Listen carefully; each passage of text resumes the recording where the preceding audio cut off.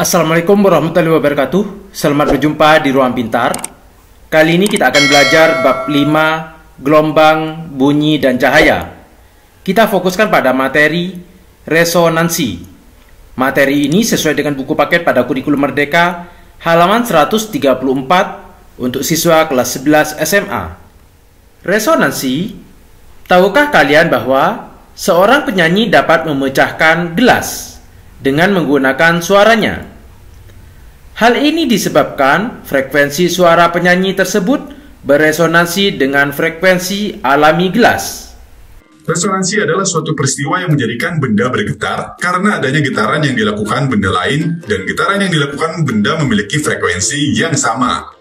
Dalam dunia musik atau dunia digital, adanya resonansi sangatlah penting, dan salah satu alat musik yang bergetar dengan adanya resonansi adalah dawai. Resonansi juga terlihat pada gitar, karena gitar selalu memiliki kotak atau ruang udara, dan saat gitar dipetik akan menghasilkan frekuensi bunyi senar gitar yang sama. Resonansi akan menimbulkan pola gelombang yang sifatnya stasioner, dengan ketentuan panjang gelombang tertentu, dan pada saat gelombang terjadi pada senar, maka akan menghasilkan getaran yang tepat pada tempatnya. Untuk menghasilkan amplitudo yang besar, hanya perlu samakan frekuensi dengan resonansi, dan adanya resonansi juga bisa digunakan untuk mengukur kecepatan perambatan bunyi saat berada di udara.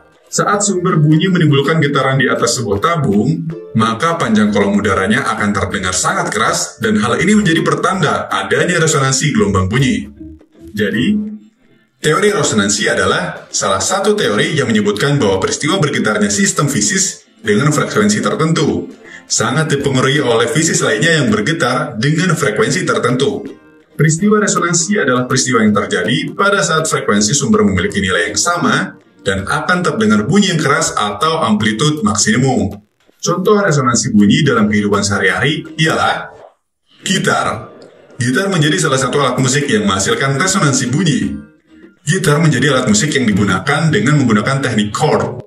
Jadi pengguna gitar harus mengetahui serta paham dengan chord gitar.